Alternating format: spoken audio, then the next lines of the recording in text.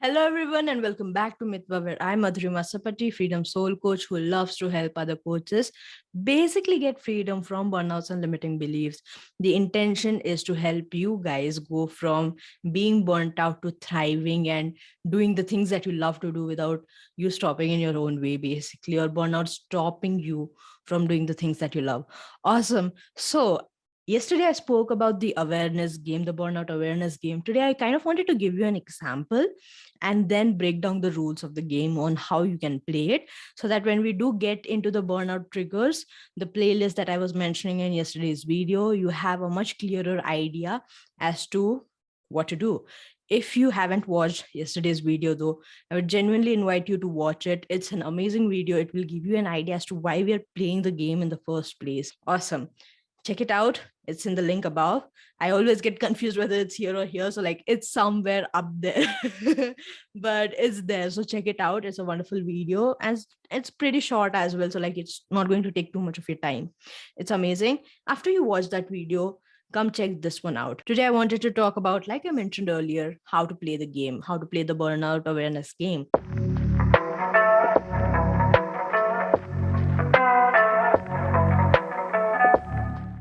And we'll start with my example. So recently I joined a PCOS program. Now, this program was something that was extremely important for me.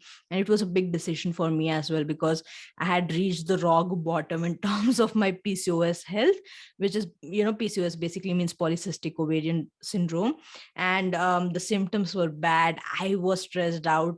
My health was in a rut. I wasn't functioning at my highest level, which I knew existed, but I wasn't functioning at that level. I knew that I had to get into this program. And something that I realized while I was working in this program was I had a constant subconscious thought of, I can't do this. Now, I recognize this because before every workout that we did, or every yoga session, or whatever we were working on, we had to focus on our awareness. We had to be aware of our body. We had to be aware of our thoughts, right? And the first thing that always used to come up whenever I used to see, Pilates exercise or something like that, I'd be like, oh shit, I can't do that, right? And it used to pass by my head and I used to be like, yeah, I can't do it, I can't do it. This thought was like a subconscious thought that would come and pass me by, and I wouldn't give it much thought. But when I was doing these exercises regularly, I was focusing on myself regularly, I started to notice this thought every time I would do something, and it would be like, oh, I can't do this, I can't do this, this isn't gonna work, I can't do this, I can't do this, I can't do this. And I mean, it was like leaving a kid in a candy store, because this was a place for me to work on my mindset. It was a place for me to work on, why do I have this thought? Like, why can't I do it? They are humans, I am humans. They started somewhere, I am starting somewhere. I might not be able to do it perfectly. Again, something that, I found out as I dove deeper as to what's with this, I can't do this thought process. And I was worried that I wouldn't be able to do it perfectly. And, again, perfectionism syndrome kind of coming back in, trying to show up and be like, hey, I'm back. But yeah, this was a thought that basically had me pause for a second there, because I was like, I had no idea how many times I have subconsciously said this and sent this message that I can't do this. This isn't for me.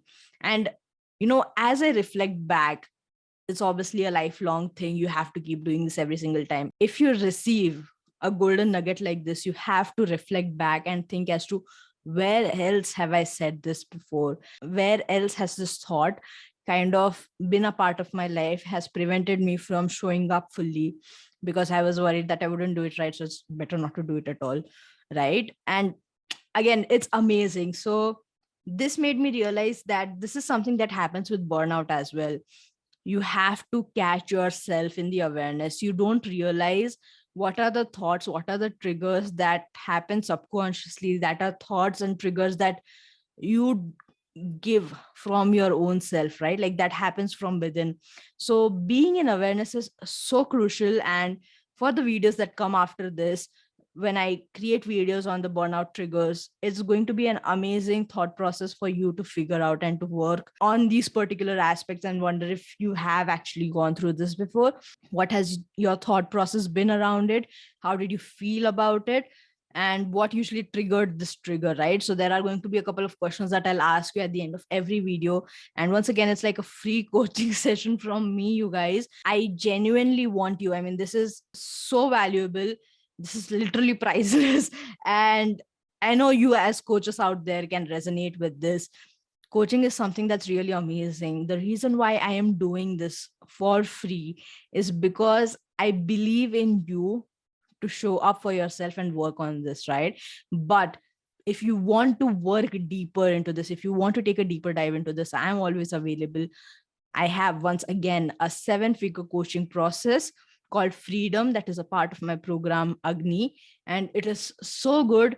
It helps you not only be more aware about the burnout, but also helps you basically navigate it, overcome it, and prevent it in the future.